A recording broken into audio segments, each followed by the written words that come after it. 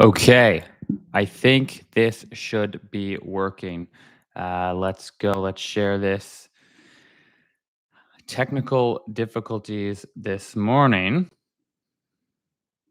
New link.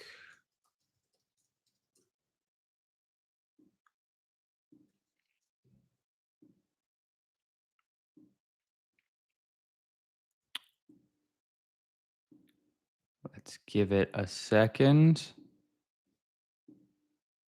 Can you hear me? Can you hear me? Hey, Thomas. Okay, fantastic. It is good to have audio. It's a little bit tough to do a live stream without audio, so that's good. I appreciate you guys being patient. Only 7 minutes late. Let me drop this in the old chat. That's that one there. Okay, so I'm glad you guys are here. I'm glad we got through those technical difficulties because we have a lot to go over. Just give me a second as I pop the corrected link everywhere I shared it. So that is that.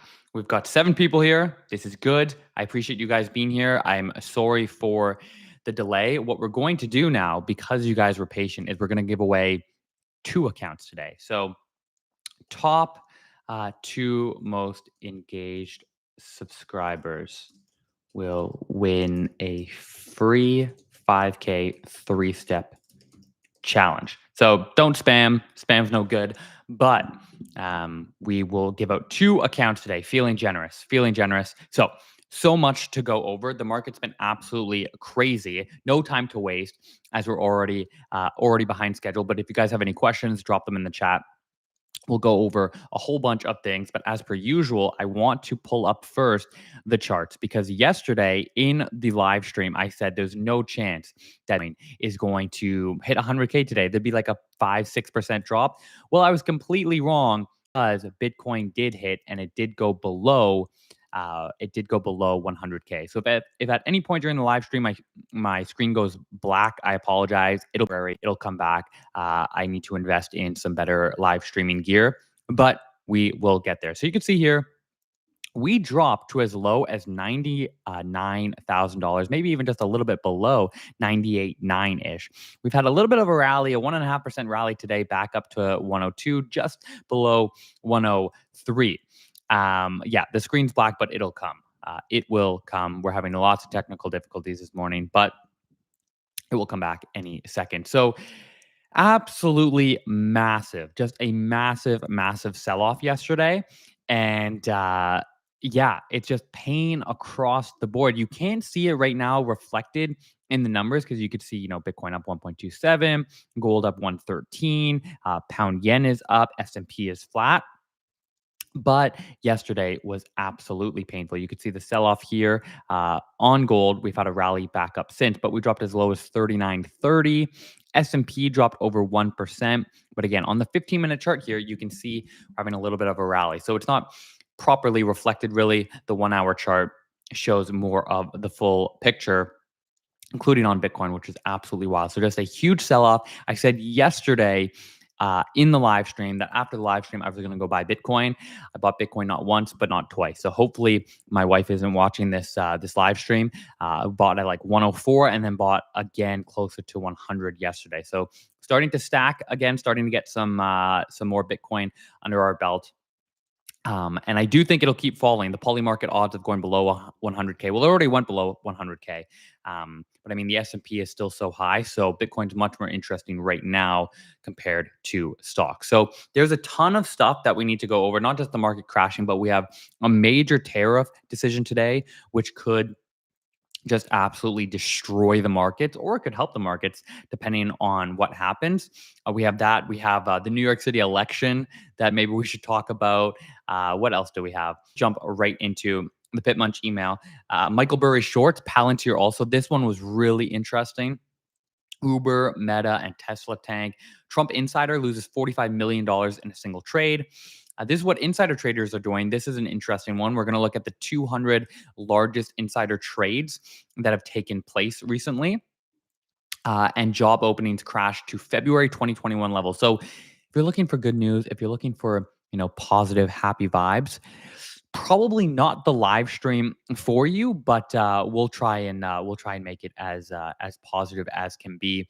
But we'll first have to look at the actual numbers. S&P 500 1.17% down yesterday.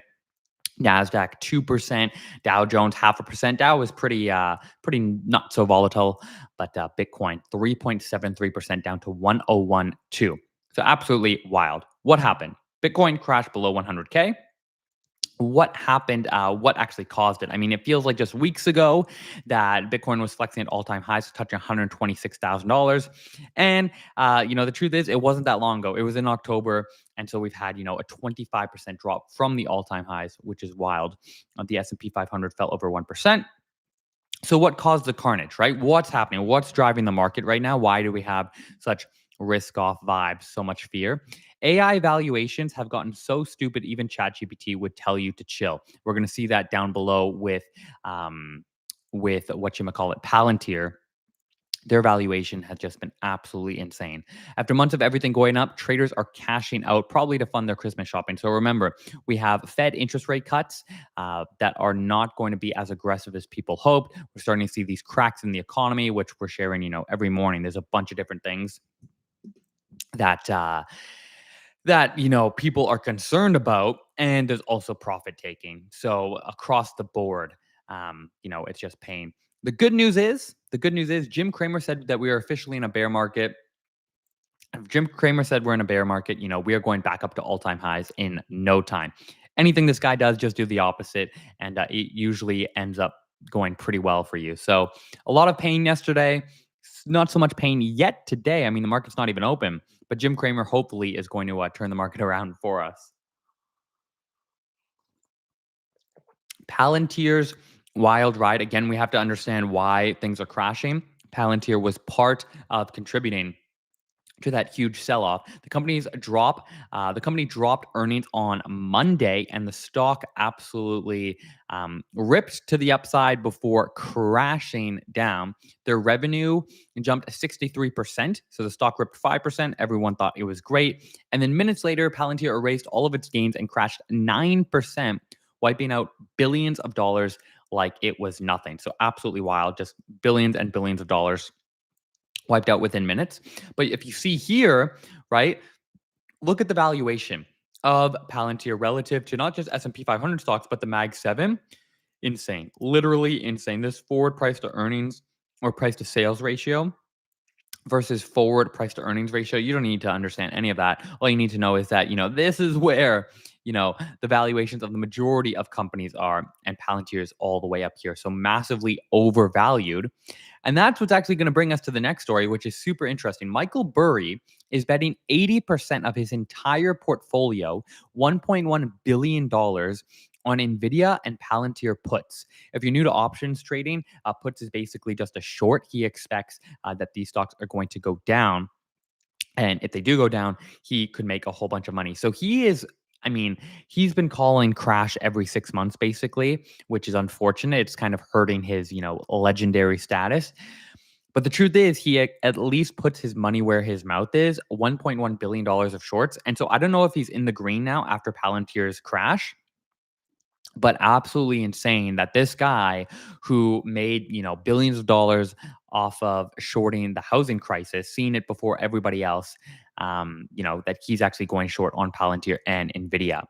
But what was funny was Palantir CEO yesterday, Alex Karp, called Burry BATSHIT crazy. So this is a PG channel. So, I feel like that's a bad word. But yeah, he called him crazy, which is wild to kind of say publicly. He is crazy, but good for him for putting his money where his mouth is. So, pretty crazy stuff. Only thing I have to tell you, as you guys know, if you've been watching every morning, Lark Funding, buy one, get three. So if you buy a 100K account, you'll get two 50K accounts for free. And we're doing this before our two-step challenge gets removed permanently. So it's a great opportunity to stack accounts before the year is over. So that's what's going on there. Continuing on, Trump loses $45 million in a single trade. Take a look at this. Trump insider with a 100% win rate just got fully liquidated on his longs after 14 successful trades and $33 million in profit. This is why trading can get so addictive.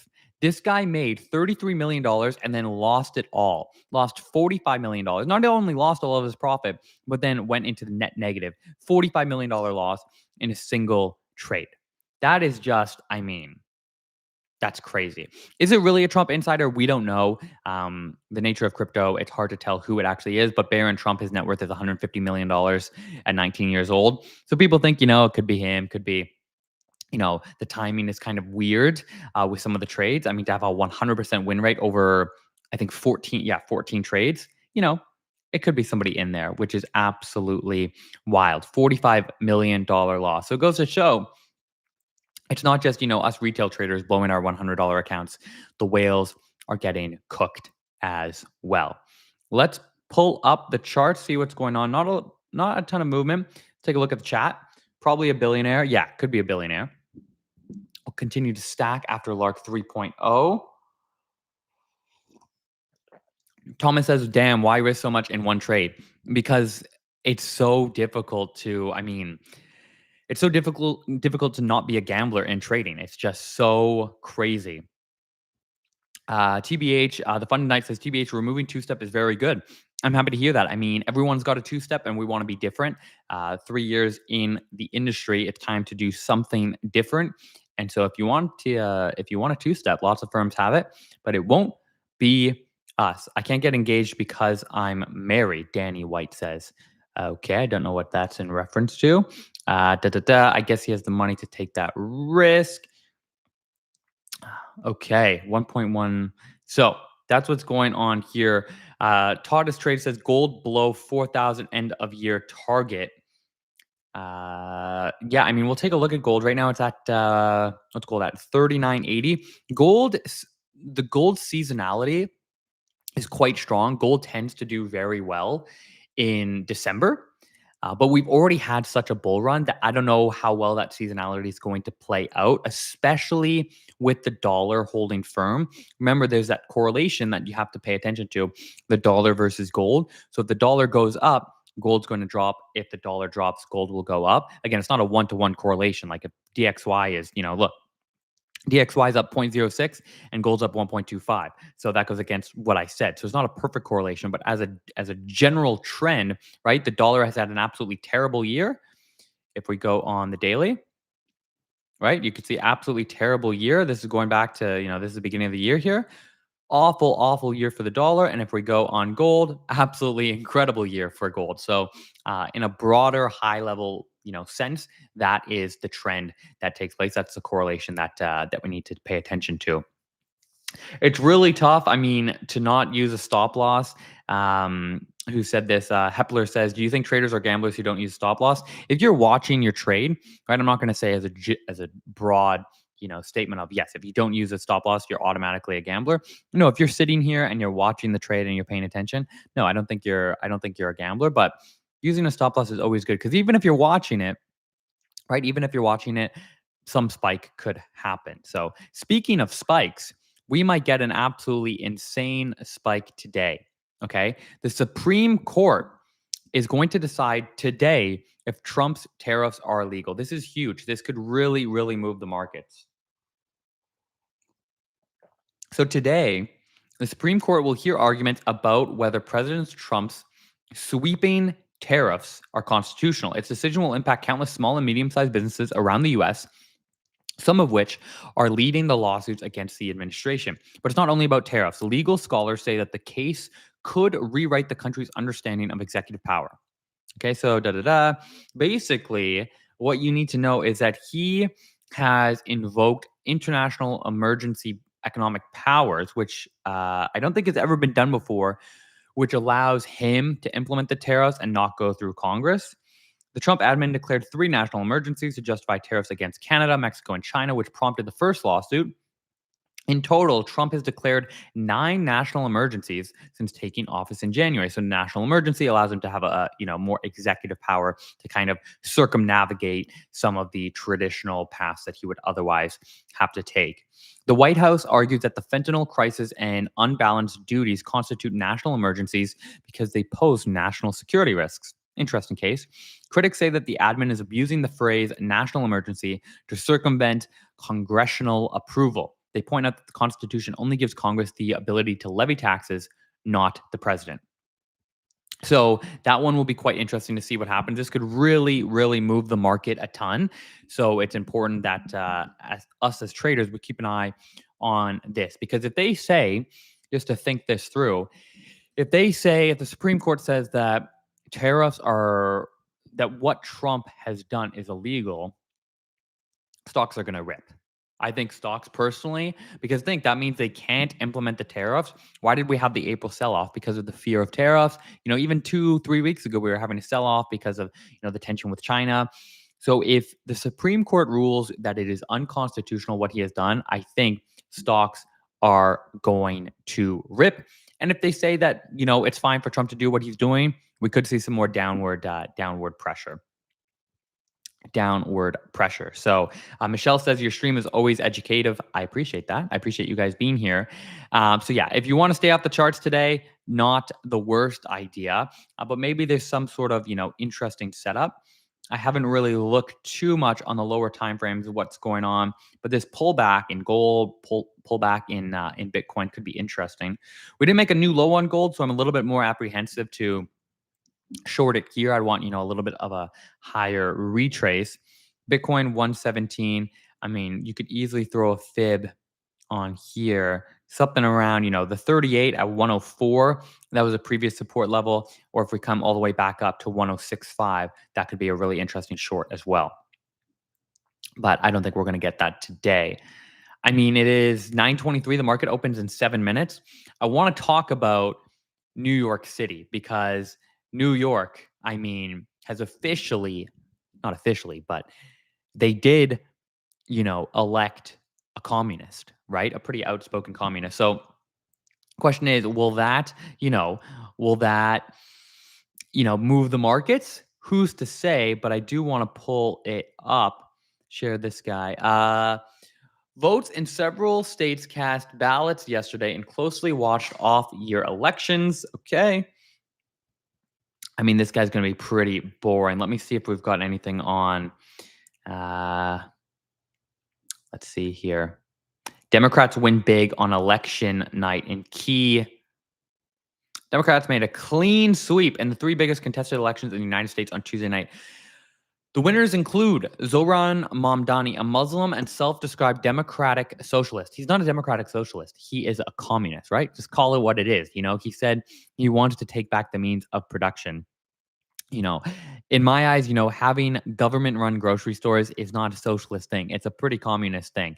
So I just think it's totally, totally wild that, and I think the absolute craziest thing that proves that, we're basically living in a simulation is that Mamdani got elected on the same day that, I'm sorry, I'm drawing a blank. What's his name? The former Dick Cheney. Dick Cheney died. So I think that is just the most insane thing. That Dick Cheney, the vice president who was almost single-handedly responsible for starting the Iraq war after 9/11, dies on the same day that Mamdani is elected. I just think that is like the craziest thing. So Hepler says NY is going to be SHIT. Yeah, I mean, we'll see what happens. The thing about Mamdani is he's very charismatic, right? People don't listen to the content of what he says. They just see this smiling guy who speaks well. And, everybody, it's just human nature to want things for free. And he's saying, well, we're going to give you things for free. So, who's to say what's going to happen? I don't think it's going to be very good. Anything could happen, but absolutely wild that he did win, and he won in basically a landslide, I would say. Let me actually take a look at Twitter. Let's see if we have any funny, interesting posts about Mom Donnie. It's Mom Donnie. Da, da, da. Let's see here. Yeah, this guy's crazy. Look at this. But I thought Mamdani hated billionaires. I guess just not the ones who fund his campaign. This is Alex Soros, so the son of George Soros. Crazy. What else we have? White men are the only group in New York City that didn't vote for Mamdani. Literally white men versus everyone else. That's wild. White woman, black men, black woman, Latino. Really interesting. I don't think we should have billionaires. This is crazy. Hamas is literally congratulating Mamdani, RIP, New York City. That's crazy. Mamdani announced his plan to blame racism after his policies fail. The Babylon Bee always posts funny stuff. People don't have common sense anymore. Da, da, da. Today is a coffee with one cream today, so nothing too fancies. Billionaires should exist. Absolutely, billionaires should exist. Thomas says people don't have common sense anymore. Common sense is not so common. Common sense is not so common. So that's what's going on in New York City. Pretty interesting stuff. Let's take a look at the stocks that moved the most yesterday. We have Uber had a brutal day. They dropped 8%, even after beating their Q3 revenue expectations. The CEO bragged about record trip volume, the biggest in history outside the post-pandemic boom. But the stock tanked because the profits came from a one-time tax payment and investment gains. So it's not really like it was, uh, you know, that great. Oh, but it actually rallied back up to interesting. Yeah, so you can see that massive sell off there, $100 down to 91. So nice little 10% drop there. Year to date up 50%. Yeah, pretty nice stock chart, honestly. A little bit there's a lot of pullbacks on Uber, but nice. For the first time this century, Coca-Cola reported negative free cash flow. Stock is still up 11% year to date. Meta is an interesting one. My biggest regret in life is not buying when it was under $100 in 2022. I went up to like 700, so absolutely insane. But the valuation is starting to get interesting. It is the best valuation in the Mag 7, and they're officially down 12% year to date. Or no, not year to date. They're up only 4.6% year to date, which is not great, but you can see their PE ratio is 27. And you could see the high we made was like 780, and we're down to 627. But if you look on the 5-year chart, this guy right here, oh my gosh, $99 in 2022. If you had bought that up, you'd be just absolutely, smoking rich. So that's yeah. That's wild. So I'm definitely keeping an eye on Meta. I haven't bought any. Like I said, if you guys just joined, I did buy Bitcoin again yesterday at 104 and then 100-ish, just above 100, especially with the spreads. The spreads get you when you do buy. I buy on Kraken, and they charge you like the spreads. But nonetheless, we're starting to stack because, like I always say, I don't want history to have to be made in order to make money, right? So right now, the S&P 500, if we buy today and it goes back up to all-time highs, 2%, I don't get out of bed for a 2% return.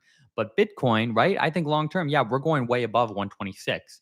But I don't want to have to bank on that. So if we were to buy today, right now, and we return to all-time highs, 22% return. I do get out of bed for a 22% return. That's nice, right? Put $100 in, return to all-time highs. We're at 122. It's not too bad. So that's how I kind of look at things. And it's worked well for me in the past. And I mean, listen, the thing is, interest rates are still high, right? They're cutting interest rates. They will come down eventually. Eventually, they will come down. And so when that happens, things rip higher. Will Bitcoin crash more? I hope it does. Nobody knows. I have no idea. So again, like I said yesterday, the way I like to position myself is I want to have enough money in the market that if we rip up to all-time highs, I'm happy. But I also don't want to put too much in that if we drop lower, I can't take advantage. So it's about finding that sweet spot between having enough in the market that when we rip back up, right, you profit, you make money, you're happy with yourself. But if we drop lower, you still have dry powder. That's the way that I like to look at it. So I hope it goes lower. I hope it goes well below, 100K. Anything below 100K, smash buy for me.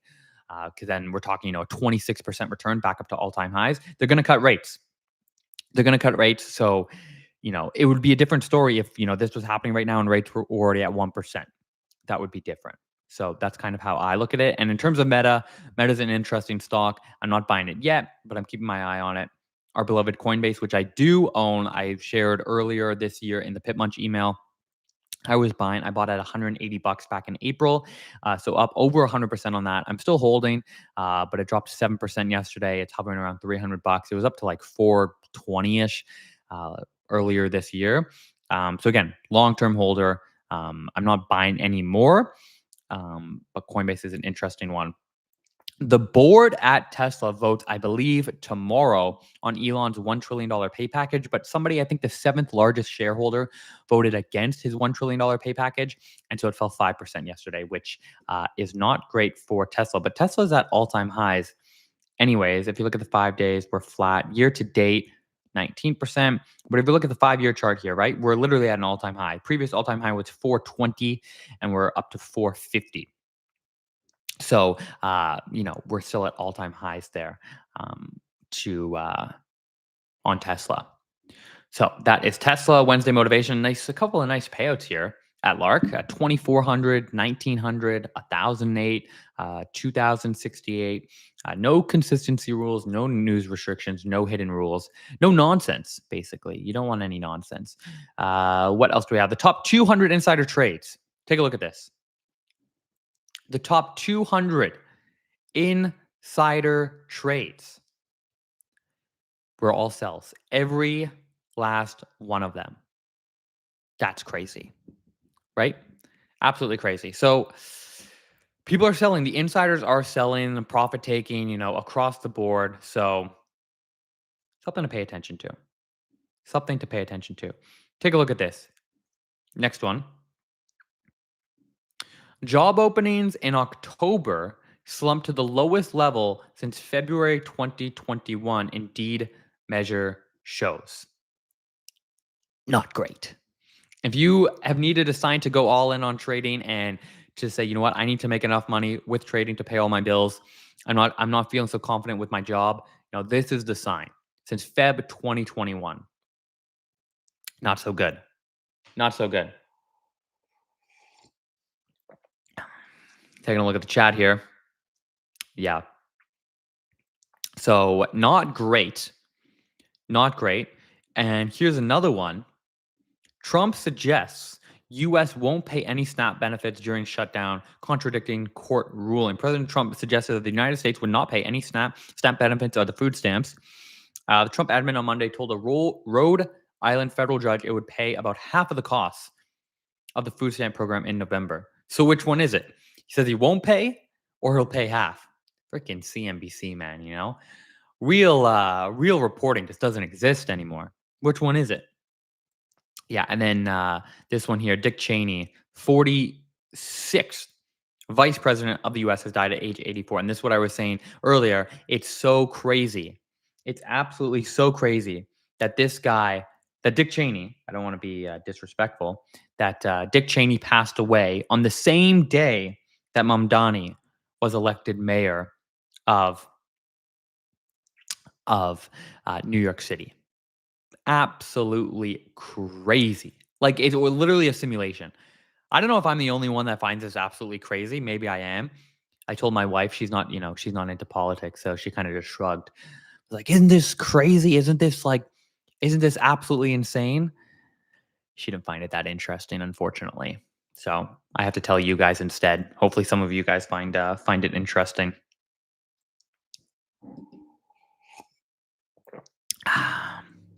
What's going on in the chat here? Gold will rise for a bit. Gold is up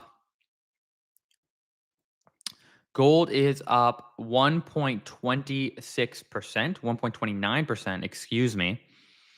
So nice little rally in gold. Nice little rally in gold there.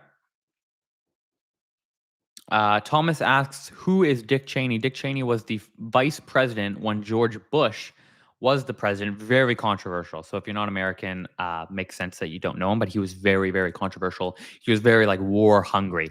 He was not single-handedly, but he was very much responsible for the Iraq war after 9/11. So pretty wild. Ashley, I appreciate you saying you like the streams. What else do we have going on today? We talked about everything dropping. We talked about Bitcoin dropping, stocks dropping. Palantir had a big impact on that. We talked about Trump's tariffs at the Supreme Court today, which could really move the market. What's this guy here? Private payrolls rose 42,000 in October, more than expected.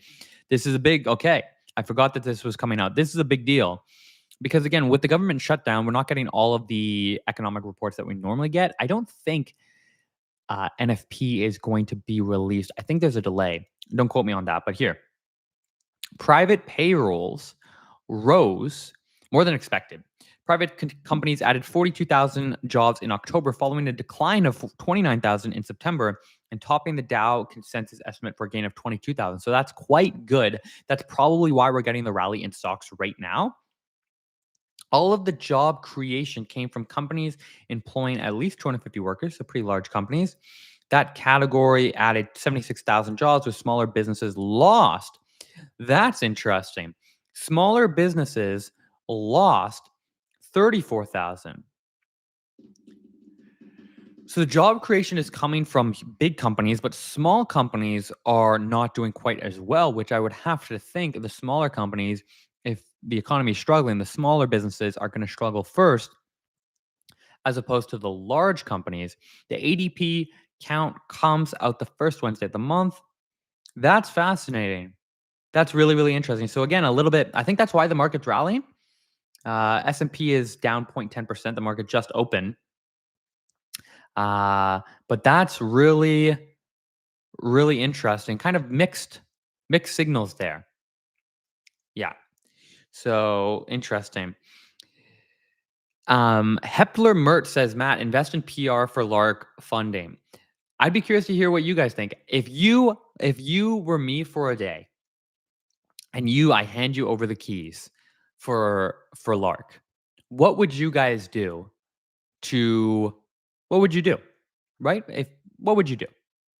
Right? If you wanted to, grow the company, if you wanted to make a change to the company, I'd be curious. What would you guys do to Lark funding? I'd be very curious to hear what you guys would do. That could be, and don't just, scratch my back and say, oh, it's perfect. Nothing's perfect. Right? That is always great. Eloquency is top notch. What can I do if I'm struggling to trade? Ashley says, what can I do if I'm struggling to trade profitably? I mean, it's a very broad question. It's hard to know without, exactly what you're struggling with. Sometimes it's a risk management thing, sometimes it's an emotional thing, sometimes it's a strategy thing. I would need to know a little bit more. Will it require, Naruto asks, will it require a certain amount of payouts, the new program? I'm not totally sure what you mean there, Naruto. But yeah, if you guys had, it's a strategy thing. I mean, I made the free course in the school community specifically for people who want to, learn my strategy for free. Again, I've shared it recently, right? So if somebody wants to take this course, it's free, or at least the first week is free, and then anybody who signs up for Lark Funding gets the rest of the course. So that is that. Let me share for those of you who want to join. Let me invite. Here's the link. There's the link for that. What's going on? Probably create a trading program where consistent traders get a small salary. That's crazy. Naruto says if he could take over Lark Funding for a day, he would create a trading program where consistent traders get a small salary. That's absolutely crazy. I mean, Naruto must have hacked, the Lark servers or something, because I mean, I can't give anything away, but Lark 3.0 is coming November 17th. So Naruto, you might like what's coming.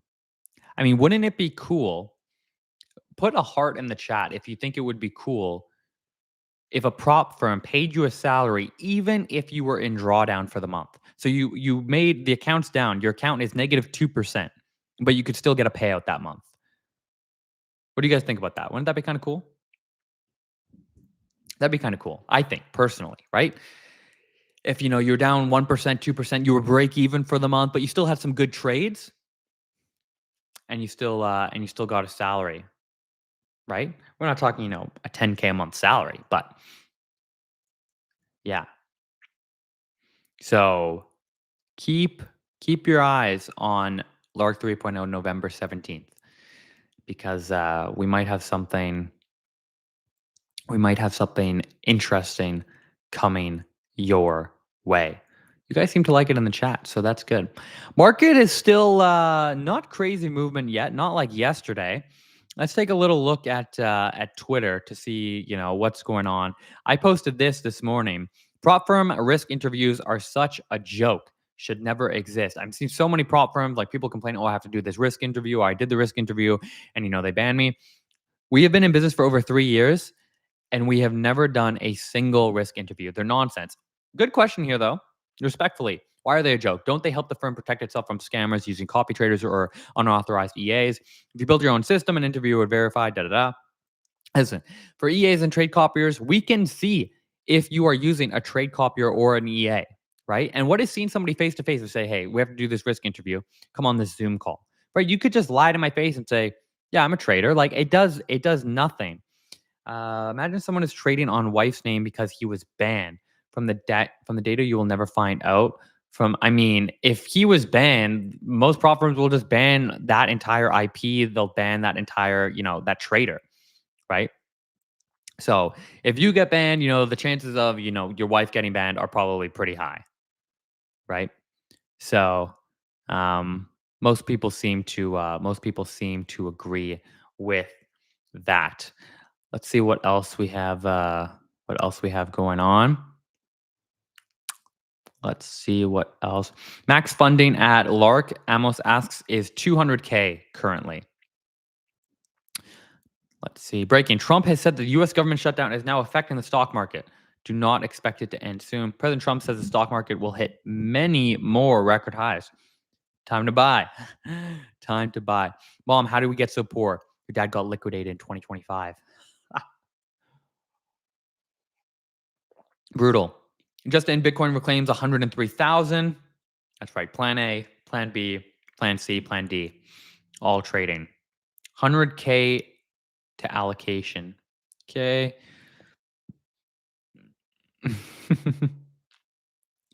Is the bull run in the room with us now? That's funny. Yeah, Japanese stocks. The Nikkei last night absolutely crashed more than 4%. So it really bled over into international markets as well. So that was not great. But again, right now we're seeing some stabilization. We're seeing, things are looking pretty stable. The S&P is only down 0.17%. So again, today we really just have to keep an eye on that tariff announcement. Who knows what time that's going to come? I don't think there's an official time. We'll see what happens. But that's going to be a really big deal. And overall, the market is rallying. If you just joined later, the market's rallying based off that ADP report. And it's a little bit of calming of the water. So that's what we covered today. Lots of stuff. And as always, we will be back tomorrow. Tomorrow's Thursday. The time might be a little bit different tomorrow because I'm in Canada and winter's coming. I got to get some winter tires put on. So the time might be a little bit different tomorrow, maybe a little bit earlier. But as always, we'll be back. So 2 accounts. 2 accounts need to go out. Ashley and Naruto. Did you guys already win? I feel like Naruto won, but Ashley, I think you guys both won. But I didn't really put, yeah, they won. Okay, Hepler, you've been engaged all day. You've been engaged all the time. So Hepler, you win 1 account. Hepler wins 1 account. So Hepler, send us an email at support@larkfunding.com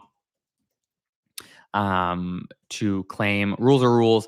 I feel like Naruto. I mean, Ashley, you won more recently, so I appreciate all the engagement, all the comments.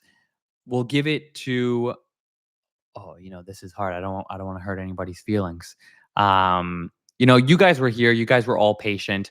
So we'll give 3 accounts. So we'll give one to Naruto, one to Ashley, and then moving forward, I'll be a little bit more clear in terms of like if people are joining every day, but they're not number 1, they're not number 2, they should get an account too. So Naruto